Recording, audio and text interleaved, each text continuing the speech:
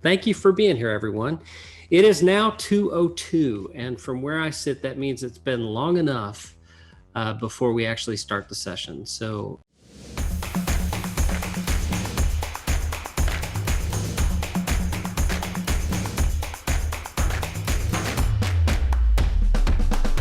thank you for being here. I do appreciate you. I want you to know that throughout the session, my eyes are going to be peeled on the chat.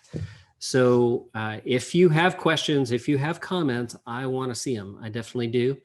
And there will be various points during this session where I ask for your feedback, and I'll expect you to put it here in the chat. So that said, it is time to get started. I'm going to share my screen here with you, and we are going to dig right in. And you should see that pop up. So I do have the chat box up in front of me, so I will keep that peeled. So let's talk about what we're going to talk about. Today is all about recruitment, retention, and growth. Those are the three topics. We're going to dig in and we're going to go deep with these. Now, first off, I think we need to cover what we're going to cover, and that would be helping you understand what recruitment really is. You know, sadly, so many people, when they set out to recruit, they misunderstand the perspective they need to take for their messages to really work. So we're going to clear that up. We're also going to talk about the types of recruiters there are. I mean, imagine that. There's actually different types. And it makes a big difference for you to see where you fit, right? Because what works for one type of recruiter will not work for the other. Today, you'll learn the difference. You will learn strategies you can deploy as soon as today. There are things I will share with you that will work just as soon as you apply them. And we're also going to point out some of these pitfalls that you've got to avoid, really. You just don't do some of these things that don't work. Now, if we're just getting to know each other, let me introduce myself. My name's Dan. I'm a serial entrepreneur. I have built and sold, I've built and failed, and I've built and held. So of the three, I certainly prefer the path I'm on, right? Build and succeed. Happy Grasshopper is my company, and we are celebrating right now because yesterday was our 10th anniversary. Yay! We're 10 years old. It's like, oh my God, I can't even believe 10 years have gone by. I feel really, really privileged to be a servant of the real estate community. And I want to thank each of you. I mean, there's so many names here that I know, and so many people that I owe thanks to, because without your support, we just wouldn't be here after all these years. So let's go ahead and dig in with your stuff, right? Because that's what we're here to really work on. So in the chat right now, I would like you to go ahead and enter your recruitment goals. Like, how many people by what time? Like, ideally, how many you've got, how many you want, and when you want them by. That would be great. I'll look for your answers coming here in the chat. All right, first person up is Nathan. 10 more agents by end of 21, totaling 21 agents. Very realistic goal. Shelby, 3 new people within 6 months. Very realistic goal. Ken, add 4 agents by the end of the year. Piece of cake, man. We can absolutely do that. No worries. So let's see. Mary, by end of 2021, has 33 currently. Awesome, Mary. Renee's here. Hi, Renee. 10 agents by the end of the year. Love that. Very cool. Okay, now they're starting to go by too fast for me to keep up. I love that. 4 more agents by the end of the year. 10 agents by the end of the year. Add 100 agents to our 24 offices in the Chicago area. That's fantastic, Nathan. Love those big goals. Ricky Tucker, he says he's got 24 personal sponsors and 320 in his organization, wants to add 10 more and get to 500. Like, there is so much that's here. So much that's here, guys. And the reason we're spending this time to go over goals is because unless we have a clear objective that we're working toward, it's almost impossible to get there, right? It would be like getting in an airplane saying, I want to have an island vacation, and just hoping that you happen to land somewhere near an island. Like, we must have a clear objective if we have any hope of achieving it. Knowing that objective is very, very important. So I'm glad that you're writing this in the notes here or in the chat section. Hopefully you also have something to take notes with. I use my Remarkable. Write this down. Write what your goal is. Put a date on it. And we're going to lay out a path to get you there. Now, I know that many of you, in fact, I'm getting a comment here right now. The comment says, I've tried and failed numerous times to recruit agents and they were disasters, apart from one agent who approached me and stayed for several years, right? So this is a pretty good segue to the next slide here. I want you to tell me your struggles. Like, what have you tried with recruitment that did not work? What are you doing now that just isn't producing the results that you're hoping for, right? Let's go ahead and get those comments in the chat. What are you struggling with? Do you have somebody sitting on the other side of the world making cold calls to agents in your market, hoping that's what's bringing them in? Are you building a staff of internal recruiters and you've got an action plan for them and you're just not seeing it really come through and produce the results you want? So here we've got some of these answers coming in. Ken says too many eggs in one basket. Like, yeah, that's a struggle.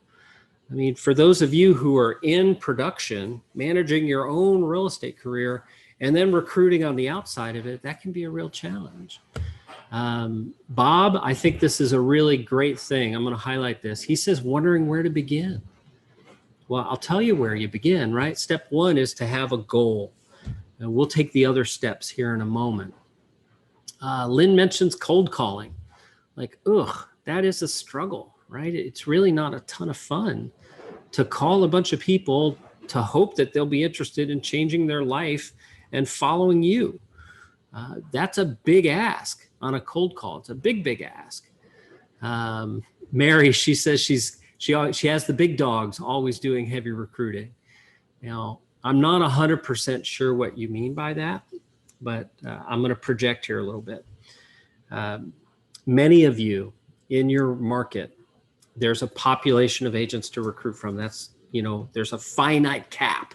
There are only so many agents available in the marketplace. And there are some organizations that are hitting the recruiting drum so hard that it's drowning everything else in the marketplace. That can be a challenge. Renee, too much competition from online broker portals. Yeah, I mean, it's really an interesting thing to know what these struggles are. I really appreciate your transparency and your honesty and your willingness to share these things. My goal today is to deliver for you the education you need in order to be able to get you past all of these questions and pain points that you have. So if that is cool with you, if you're ready to do that, go ahead and give me a yes in the chat. I want to see that yes. I'm going to take one more sip and then we're going to dig right in. Yes, yes, yes, yes, yes, yes, yes. I love seeing all these yeses show up here. Thank you for entering these yeses because we're going to get it done. Now, we've got to start by defining recruitment. I think many of you kind of don't even understand what recruitment actually is. It is a very deliberate thing, right? It is the very thing that is missing for many of you right now that's causing a struggle. It's this misunderstanding of what it actually is, okay? So recruitment is the process of exit and arrival. Think about that. Right now, in your marketplace, there are plenty of agents who could be with you, and yet they're choosing to be somewhere else, right? Well, the reason they're somewhere else right now is because they haven't received a signal that it's time to make a change, right? There's a couple examples here I like to use. One is just my personal life. So I drive a 2015 Subaru, true story. And I love my car. I could drive a fancier car if I chose to, but I just don't really see the need, okay? Now imagine I get a call from my buddy Jolenta, whom I haven't seen in years, and she's coming to Tampa and asks if I can pick her up at the airport, right? So that's me receiving a signal from the universe that it's time to go car shopping, right? This morning, I wake up, I'm not even thinking about replacing my car. I'm not susceptible to any advertising for cars. I have zero interest in that until I receive that signal that tells me, ooh, it's time for change, right? So think about that from the agent's perspective. Maybe they're a great agent and they're super embedded where they are and things have been good for a long time. They are not susceptible. No matter how great your recruitment message is, they're not going to hear it. They haven't received the signal yet that it's time for change, okay? So the most effective recruitment campaigns do two things. They deliver that signal. They let that reader, that recipient of your messaging, receive the message that it's time to consider change. And then the second thing they do is they gather together these people who've already received the signal, right? Now, this is like the fork in the woods moment, right? There's a choice that everybody who pursues recruiting has to make at some point. And that choice is, will I settle for the agent I can recruit, or will I stay disciplined and only add the agents I should recruit, right? So if you're just looking for red meat to feed into the machine to churn them out, you're going to continually experience pain in your career and the growth of your organization. Take it from me, serial entrepreneur. I've hired hundreds and hundreds of people in my career. It's time for you to plant your flag and to say, this is my flag. This is what I'm about. I'm willing to defend that, right? So own that discipline. Make sure that you do not add people to your organization.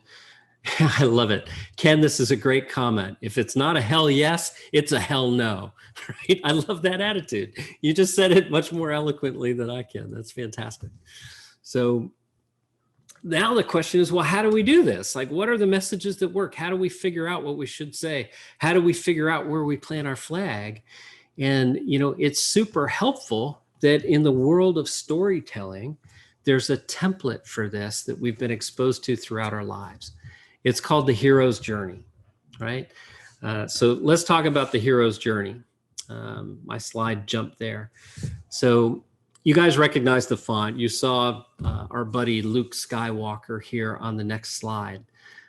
I'd like you to consider that in every piece of fiction you've ever consumed, like literally every single piece of fiction you've consumed, there's a hero who wants some new wonderful life or experience, and they can't get it until they have a meeting with the mentor, right? They need to meet with their mentor before they get access to this new wonderful life.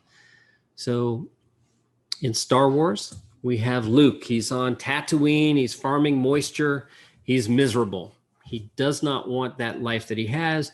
He imagines himself traveling among the stars, a pilot, a life of adventure. And until he meets Obi-Wan, he doesn't have access to that, right? So in the process of recruitment, we need to understand that you are the guide. You are the guide on this journey that your potential recruit is trying to make. You are not the hero of the story. You are the mentor of the story, right? Now, it's not just Star Wars. In Harry Potter, his life is miserable, right? Harry's living under the stairs at the Dursleys. Hagrid shows up and tells him he's a wizard. He becomes his mentor. He's the gate to this new world, right? So again, doesn't matter the piece of fiction, that template is in there. And there's a lot that we can leverage because it's so widely used. So I'm going to ask you to think about the type of recruiter that you actually are. So really there's two categories here. We have, wow, these slides are just going nuts. I do not understand why. So two types of recruiter. We have Obi-Wan, who recruits and departs, right? So, if you're a corporate recruiter at a national brand, you're an Obi-Wan style recruiter. If you're recruiting to a downline, you may be an Obi-Wan style recruiter. If you're a team leader, right? Or if you're the managing broker at an independent brokerage, you're almost certainly a Luke. Okay, so there's not a right or a wrong here. There's just a recognition of the type of recruiter that you happen to be. So I'd like you to go ahead and enter in the chat for me which type of recruiter you see yourself. Are you an Obi-Wan or a Luke? Go ahead and tell me in the chat. Jolenta's a Luke. I knew you would be. Knew you would be. Bob's a Luke. Sam's a Luke. Yeah. All right. So I need you guys to tell me, because it's going to make a difference in the strategies that I show you here in a bit. And so far, we're all Lukes. This is awesome. Luke. This is great. James and Linda and Amy and Lynn and Dismas. Hi, Dismas. Glad to see you here. Donald's Luke. I don't see anyone who's saying they're an Obi-Wan yet. Oh, here we go. Ricky says he's a little of both. Yep, that's okay. That's all right. So mostly Lukes, right? We'll go ahead and assume that we're a Luke. So if we're going to be a Luke recruiter, we need to really understand the importance of building a relationship with people and only letting the right people join your organization. If you're an Obi-Wan, you're not likely to continue that day-to-day connection that you would if you were a Luke-style recruiter. So there can be some more flexibility there. For Luke-style recruiters, you definitely want to be very, very clear about those cultural touchstones that are important for you, the things you will defend, the binary choice. You get to join because we share these things. You do not get to join because we don't. Like, those are important. And Garrett, Renee, I see your answers here. That's totally fine. They're both saying they think they're Obis, right? And that's fine. Like, there's nothing wrong with being an Obi. It's just important to understand the difference, because the types of content you need is really different. So let's take a peek here about, the process of really adding these people. I have no clue what's going on with the deck. I click next and it just clicks through several slides on me. Bizarre. So the first thing we've got to figure out is where you have to be in order to meet these people. That's called terrain, right? If we think of the terrain of recruitment, it's geographical and it's also psychological. There's two terrains that we need to consider. Now, the psychological terrain is really about what they're suffering from, right? So what is it that's causing, God, this is absolutely hilarious. What is going on in the minds of these potential recruits? Like, what are they suffering from? Think of it this way. If I'm your target agent in your market, if I'm that person you would love to have join your organization, what are the things that are keeping me up at night? What am I worried about? Is it the Zestimate becoming the Zappraisal? Is it that I'm a buyer's agent and inventory is so thin, I keep showing houses, but I can't get anything under contract? My offers keep not getting accepted. Is it that I'm a listing agent and I can't find anybody who wants to list their home? Like, whatever that thing is that's keeping them up, it's something that's likely to change over time. So having a great recruitment strategy isn't something you work on once. It's a process you continue with over time. Want to have the right approach there for that. So next, we'll talk about where we're taking these people. So here's a mistake. Here's a pitfall for you to avoid. Let's identify this really clearly.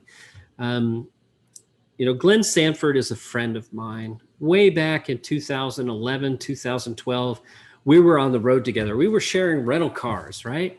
And EXP was this great idea that hadn't really caught fire yet. And I remember having chats with him about his model. And I'll tell you how stupid I am. He invited me to join the board back in 2012. And I said no, right? I said no because I didn't want to marry my brand to just one real estate brokerage. Well, the reason I bring this up, right? The reason that I explain this concept of relationships here and terrain and story about where we're taking people is because the different types of recruiting style we have. EXP today has more than 40,000 agents, right? Most of those agents have some plan to build an organization within EXP. So nearly everyone that you're recruiting today has heard the EXP story, right? So if my conversation is, hi, we don't know each other yet, have you heard about EXP? That's not going to be a highly successful recruitment conversation, right? We've got to build some rapport before we can be trusted enough to really describe where we're taking someone, right? So let's consider these three areas in a bit more detail, right?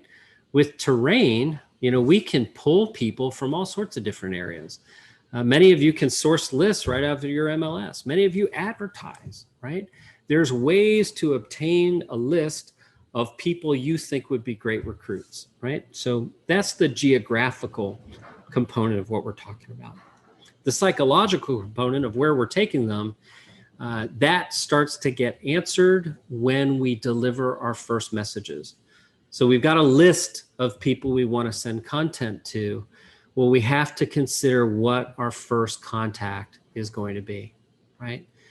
So this is how bad a geek I am. I switched straight from Star Wars to Star Trek. And if you noticed, you're my people, right? So first contact is really, really important. It's the difference between walking into a bar with a wedding ring, like ready to marry whomever you can, and really building a relationship with someone first where you both can proceed with confidence that it's the right decision for both of you, right? So let's break down terrain a little bit further. We're going to start with advertising. I have some real estate clients who advertise their opportunity, whether it's social media or Indeed or whatnot. Most of my real estate clients are just leveraging lists. So, whether it's your local MLS, whether it's a third-party service like Broker Metrics or the showing time broker tools, it's possible to have a list of agents that fit your ideal recruitment criteria, right? So let's talk about that for a moment. Now, I want each of you to imagine the perfect agent to join your organization. How would you describe them? I have a lot of clients who say, help me find agents who are doing 3 to 5 million in production. Just on leads and training and systems, we'll get them to 7 to 10 almost instantly. Like, okay, that's great. That's one variable to consider. But, looking inside your organization, what's the cohort of agents? Who are these people that are really thriving over time? Who do you enjoy working with? Like, who do you want to be elbow to elbow with, going into battle with, right? If you're a Luke style recruiter, it's very, very important that you match on these cultural objectives. So I love it. There's some comments coming in, right? We've got hungry, accountable, growth-oriented people. You really need to understand those touchstones that you can all align yourselves around. It may be less important that they have a strong track record of production than that they have a strong track record of being a team player, right? A strong track record of being positive in the face of adversity. Like, there are all sorts of things. And I cannot stress this enough, guys. These are your things. They're not my things. We can disagree about what those touchstones are, and yet we have to attract people who agree with those if we really want to create the synergy and allow ourselves to unlock the growth potential that comes from that synergy. So I'd love to hear your thoughts. Go ahead and enter them in the chat for me about the qualities that people have that you'd like to recruit to your organization. Like Ken has said, hungry, accountable, growth-oriented. Those are great strategies, great qualities. Nathan says professional, ethical, and energetic. Yeah. I mean, in all three, right? What fun is it to have someone who's professional and ethical, and yet they've got like no sense of energy to get anything done? It takes all three, right? Lynn says cultural awareness is important. Yeah, it definitely is. Sam, great attitude. Jolenta, ex-government and ex-military, tends to produce people who are hardworking, motivated, and self-starters. Jim, customer service mindset. Yeah. Like, I mean, there's no one right way to be successful in real estate or in life. And yet there is one right way for you to do it, right? There's one way for you to do it that's going to feel most comfortable to you. And my advice is someone who's, built and succeeded and built and had a dumpster fire. The success comes when you're building in alignment with your core beliefs and values. Like, for example, if I were working with an agent and this agent has call reluctance, and we build a plan for this agent that's got them on the phone cold calling for 2 or 3 hours a day, that agent is not going to succeed, right? We need to have a plan to help that person based on their strengths, right? That's really what we want to focus on. So Renee says connected, hungry, honest. That's interesting. I wonder, by connected, do you mean having an existed network, or do you mean like connected? Like, that's not a mafia reference, is it, Renee? I wouldn't think so.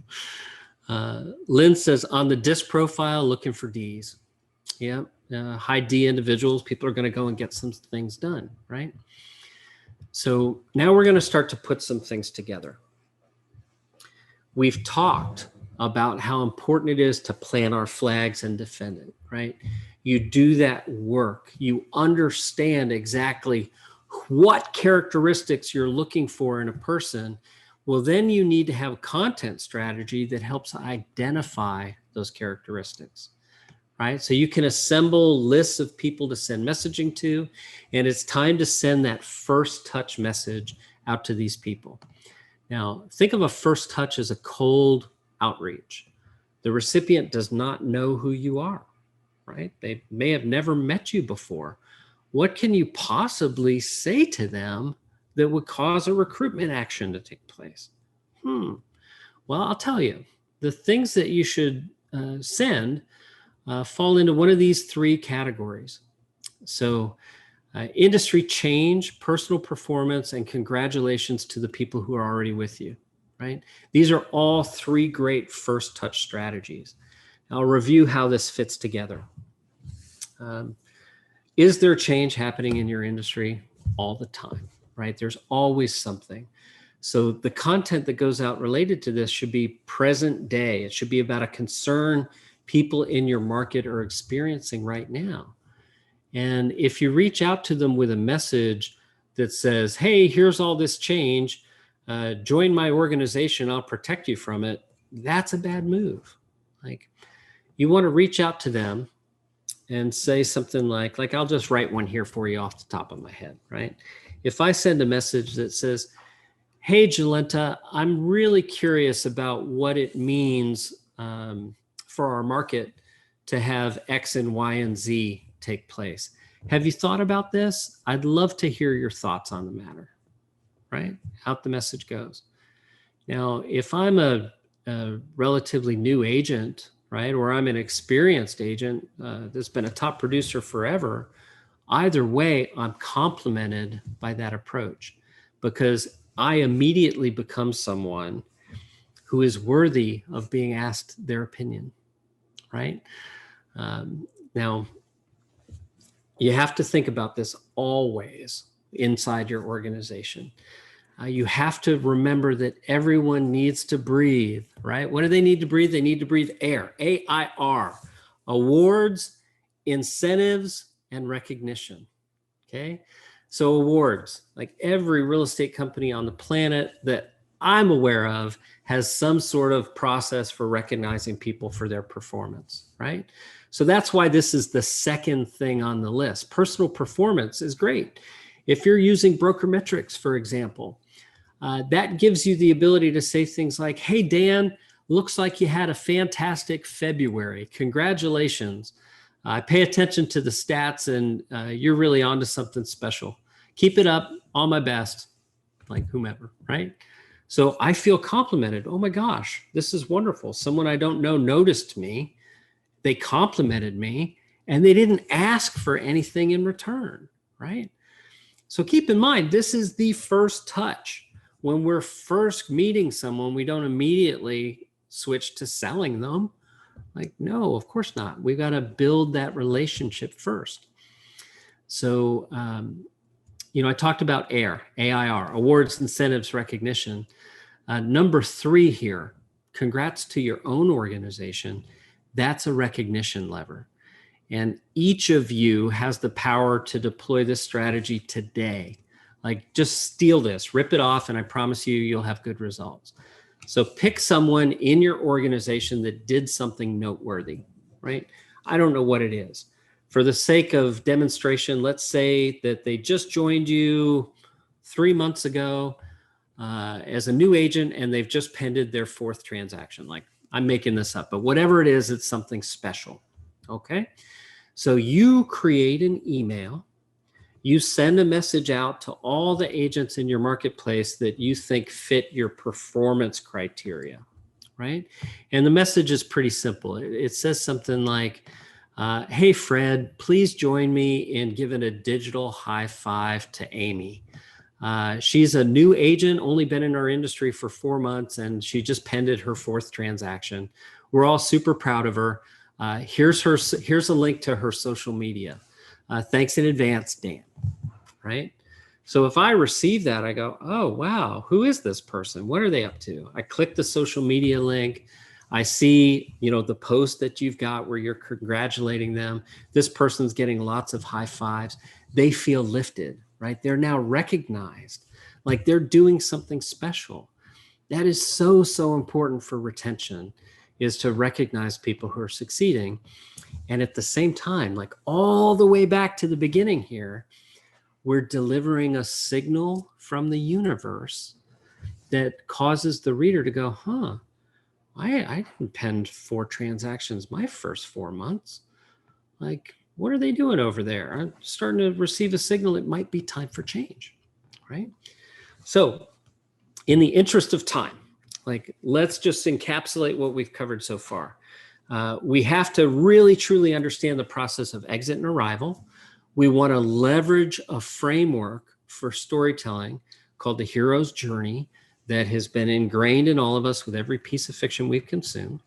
We need to understand the terrain of recruitment, the geographical areas, the psychological components.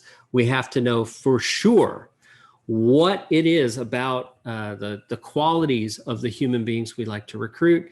And then we have to have a strategy for sending out those first messages to start the conversation and to set expectations that there'll be ongoing messaging, right?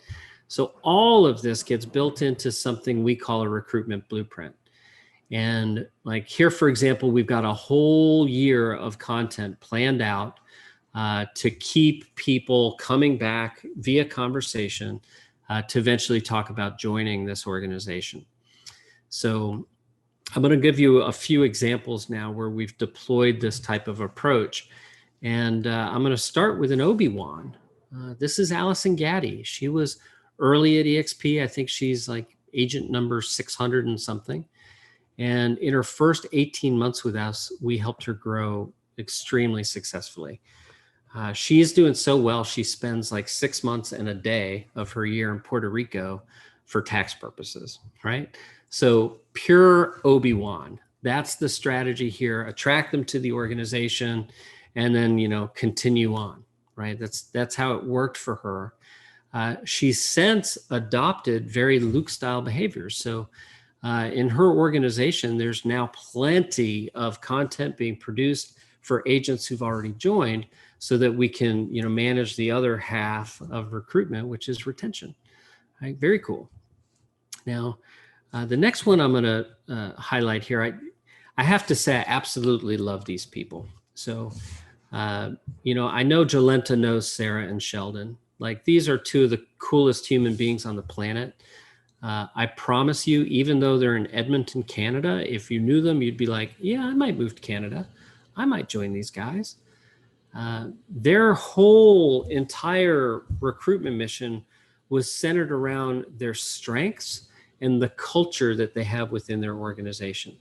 So, if you visited their offices, you would see a work hard, play hard culture. They are the kind of place where, you want to come and really accomplish stuff. It's not the kind of place where you just go to hang your license, right? So in their campaigns, we leveraged one of their strengths, which is their SEO. So, if you were to search for real estate in their area, they're going to come up on the first page every single time. Like, they're really effective in showing up that way. And, I'll show you the result here, right? They met their annual goal in the first 2 months with us. Now, their annual goal was not hundreds or thousands of agents. They simply wanted to add about 20, 25 people who really fit their culture. So when I asked you at the beginning, what can you do? Or what are your goals? Where do you want to get to? Like, here's a perfect example, 20 to 25 agents in 2 months that are a cultural fit for their organization. That's a huge, huge win. Now, I'll give you another example. These are folks who have both recruitment styles. Pearson Smith. Eric Pearson was a client of mine as a solo agent when he was at Keller Williams. And when he started his brokerage, Pearson Smith, he told me about this hybrid model where, new agents who needed lots of training and leads and support would be on one split. Others would be on a hybrid plan. And then some would be at 100% commission, right? So it's really variable there. So in some instances, they're tucking agents under their wing. They're going into battle together. And in others, they're like, hey, welcome to the organization. Go get them, right? And that super experienced agent who doesn't really need all the guidance that a new agent would need can join them and pay considerably less of their commission and brokerage fees, right? So I'm super, super proud of the growth we've helped them achieve at Pearson Smith. And I'm also really proud of the fact that Eric provides Happy Grasshopper for every agent who joins their organization. Like, they are a prototypical client of a massive part of our future right now. And I'm really excited about that. So, there's so many of these stories, guys. I really don't want to just, suck up too much of your time with this. The point is, adopt these strategies. These strategies work, right? So I'm looking for questions here. I see a couple have come in. Gillette is asking, what if you don't have a single agent? Well, there is really no better place to start and be really clear about what matters to you, right? You're the only person in the organization now who gets to establish the culture and say what you stand for and what you don't. So it actually puts you in a really powerful spot. I would suggest you start by thinking, whom have you engaged with in your community on transactions that you'd like to work with? Like, when you're face-to-face and you're meeting with people, which agents make you feel positive, like they give your energy a lift, versus which ones pull you down? Bring that kind of person in. Let's see here. Jim is asking, he says, great strategy for recruiting current agents. What suggestions do you have for brand new agents? I love that, Jim. So that's where advertising can make a difference, right? People are going to Craigslist and Indeed and whatever, and they're looking for jobs. Like, you can advertise things like a career night. You can hold a career Zoom. You can have those conversations. You can book them. I actually have a client in the life insurance industry we do this for. We drive their ad traffic to a landing page. They take the DISC assessment on the landing page. We ask them to record a video of themselves. And then once they've done all that, they get the right to talk to a recruiter. So that's one of the many ways that you can do it. Now, before I go on here, I want to share with you something pretty darn cool. My company's 10 years old. Like, that's amazing to me. We've learned a lot on the journey, and you are the first audience to hear about, our version of peanut butter and chocolate, right? So you remember the old Reese's peanut butter cup commercial.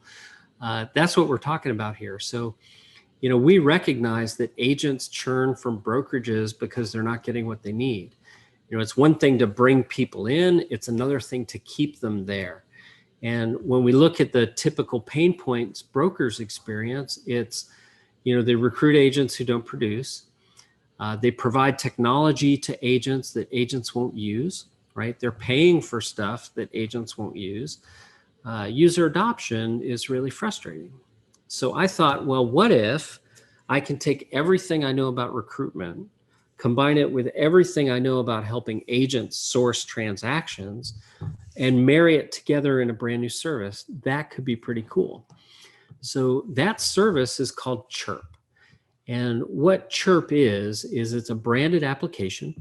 So we take our branding off, we put your branding on, right? So agents have something that feels like you. That's important. And then from within the application, we deliver email, text messages, and ringless voicemail drops. So I'll give you an idea here. Like here at the top, we've got Agent Inc. They're in Southern California. They have hundreds of agents and they're growing. It's very cool that they're running our stuff white label. CB&A is in Houston, Texas. This is Chance Brown's brokerage, and he is a super solid individual. It's such a privilege to support these guys. Next here, we've got Fathom Realty. Fathom is now traded on the NASDAQ. Like, that's really cool. And I love that we're able to support them like this. And then here we have a brand you've almost certainly heard of, Remax. So we've recently participated in an RFP with them. If you're on this call and you're Remax, I don't have anything to report here for you at this point in time. So let's take a look here at the app. Now, I mentioned that it sends email, ringless voicemail drops, and text messages.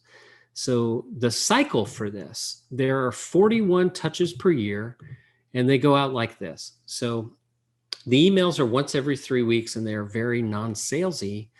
The texts and the voicemail drops work in conjunction with one another. So think of it like a 1-2 combination punch. So Jolenta, if it's your birthday 1 week from today, I want you to get a text from me today that says, "Hey, Jolenta, it's Dan. Am I the first person to wish you a happy birthday?" Right? You receive that message as my past client, member of my sphere of influence, you're almost certainly going to respond to it, right? Now, on your birthday, I want you to get a voicemail from me. I want you to actually hear my voice wishing you a happy birthday. So I would record a voicemail that says something like, "Hey, it's me, Dan. Just want to reach out and say happy birthday. Hope you're awesome. Hope you're having a great day. You're probably just covered up with awesome right now, so don't feel like you've got to call me back today, but I'd love to touch base. So, give me a call. Boom, boom, boom. There's your number." You record that message once, and then our system sends it out to your contacts on their birthday, right? Makes it easy to do that. Now, your agents, this is super cool. Your agents get notifications when it's time to send these messages, and these messages actually come from you. Like, we do all the work of sending them, but they come in your branding from you, right? So those of you with organizations, if you choose to roll this out, I need to let you know what to expect, right? You have to expect that replies come almost instantly. I'll give you an example. This is Cassidy's comment. She's an agent at CB&A in Houston. And, like a lot of agents, right? It's new. I don't know. Can I trust this? She just loaded 3 contacts to test it. She got her first reply in just a few minutes. I mean, it's crazy to me how much agents do that they hope will work 6 months from now, when we can actually do things that work literally in just a few minutes.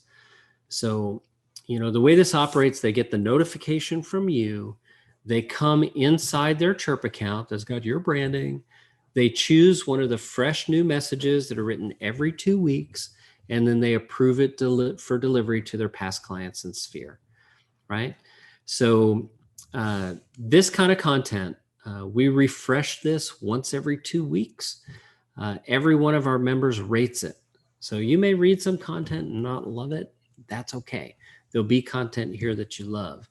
The only messages that will ever appear here are messages that work, right? We have evidence they work, or we wouldn't include them in the system.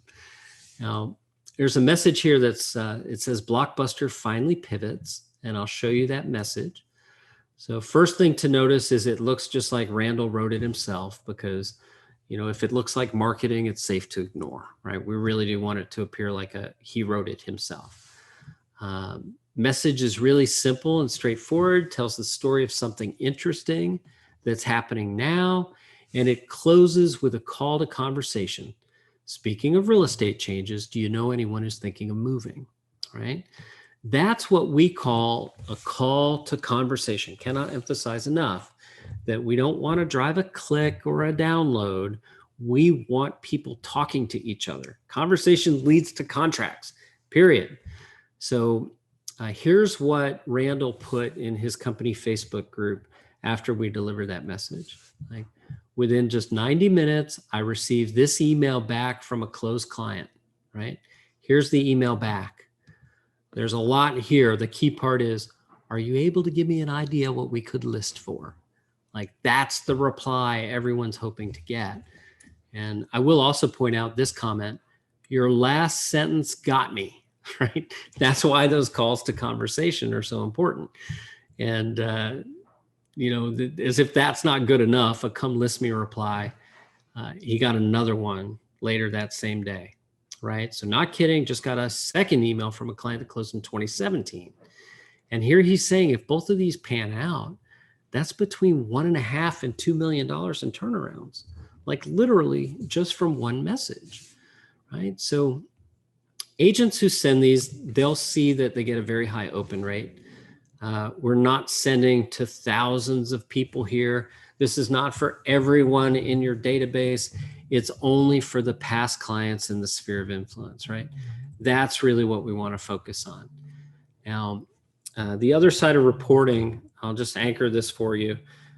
The system you send from makes a big difference. Like, if you've experimented with different technology, you'll know that not every message gets delivered, and that your open rates will vary widely based on the quality of the company that's delivering the messaging.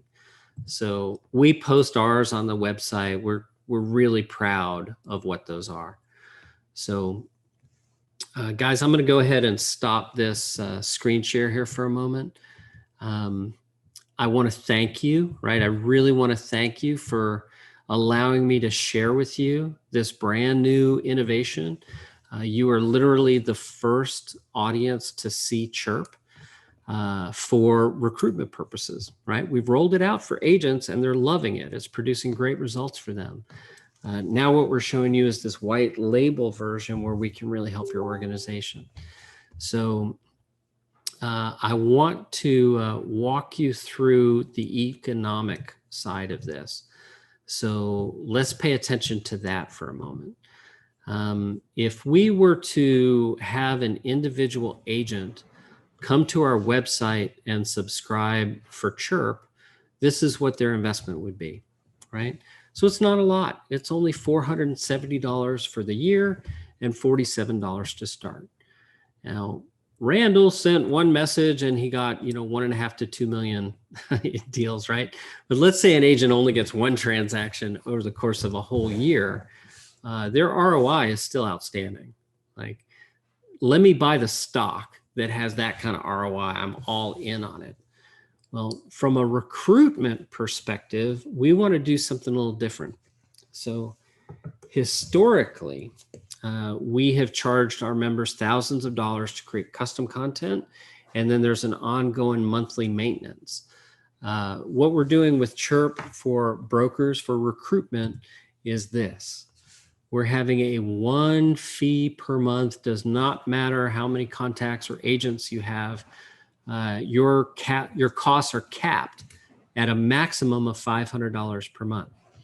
And within that, we're providing all the white labeling, like we handle all that. We do a product launch training session just for you guys.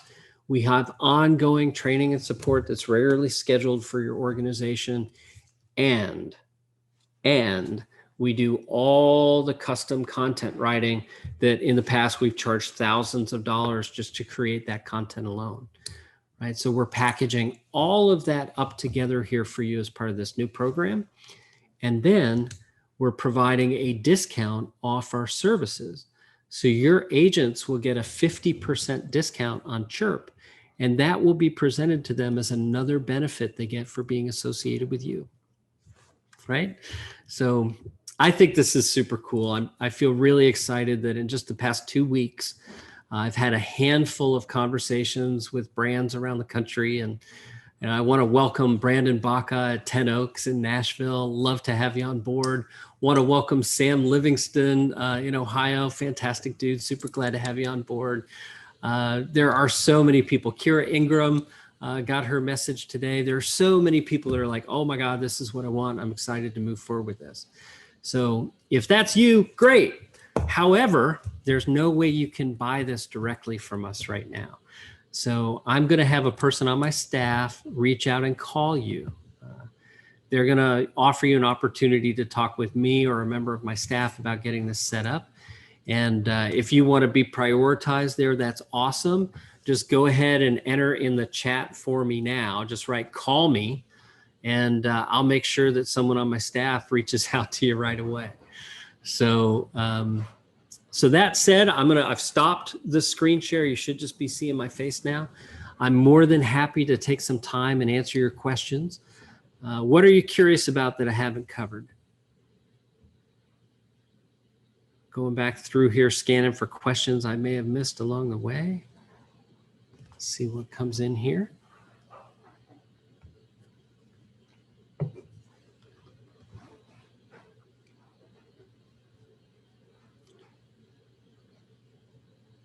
Oh, thank you for the comment here. I'm not sure I'm going to pronounce your name correctly. Is it Malinche? I really appreciate that. Would love to know, I would love to talk to you just to hear you pronounce your name. Super cool.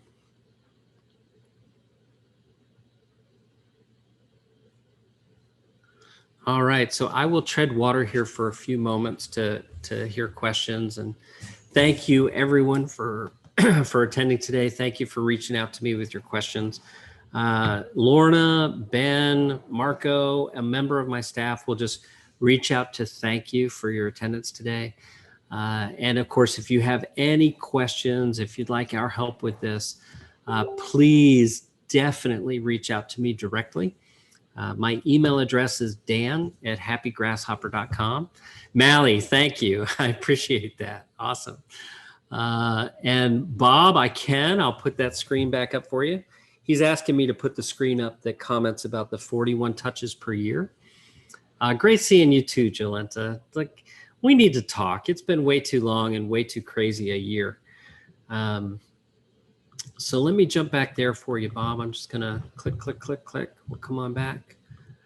All right. So here we go with these 41 touches per year. So the 41 touches consist of 17 emails. That's once every 3 weeks throughout the year. There are 6 to 12 texts and voicemail drops. So those work together in conjunction. And the reason for the variance, I'll break this down. There's a happy birthday text, a happy birthday voicemail drop. There's a transaction anniversary text, transaction anniversary voicemail drop. Then there are 4 quarterly lead harvesting messages. And quarterly lead harvesting messages are really effective.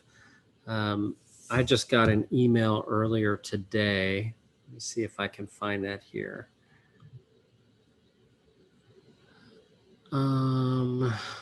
Is my screen still shared? Let's take a peek here. I'm just pulling up this email. So this is, let me do the screen share. I want you to be able to see this. So here's an example of how effective a quarterly lead harvesting message is. I received this email in my inbox just last night. It was there when I read it this morning. This couple, Ken and Velma, sent their "It's been a while." That's a quarterly lead harvesting text message. And when they sent that message, of course, they got a response, and the response was "Come list me." Turned into a $500,000 listing for them. So, from inside Chirp, we've got all these scripts laid out for you. So here I'll come to text messaging. We'll look at the library. Here's the actual text that they sent. It was to offer help. It's Dan. How are you? It's been a little while since we've touched base. Is there anything I can help you with? Right? That was the simplicity of the message that created $500,000 in transaction volume for them. So please, please, please hear me when I say it's not always about the complexity of the message. It's about the consistency with which it's delivered, right? So that quarterly lead harvesting rhythm is really important. So breaking down those messages again, it's birthday, transaction, anniversary, 4 quarterly lead harvesting messages. That gets us to 6. And then the other 6 messages per year would be the holiday messages that our members choose when they're setting up their account, right? So like here, for example, there's a script for a Thanksgiving message. And to record these in our system, our members just click record voicemail and start talking. It's that easy. Not complicated to do at all. So let's see, what other questions do we have coming in? Stop that screen share. So Brian, you said no to something. I'm not sure what that was, but there must have been a question I missed. So guys, it is 3 p.m. We are at the 1 hour mark. It's time for me to go ahead and wrap up the session. Thank you to each of you for attending. I really do appreciate it. Again, don't be shy. If I can help you, dan@happygrasshopper.com is my email address. And Jolenta, we got to talk. Let's do that. Bye, everybody. Have a great afternoon.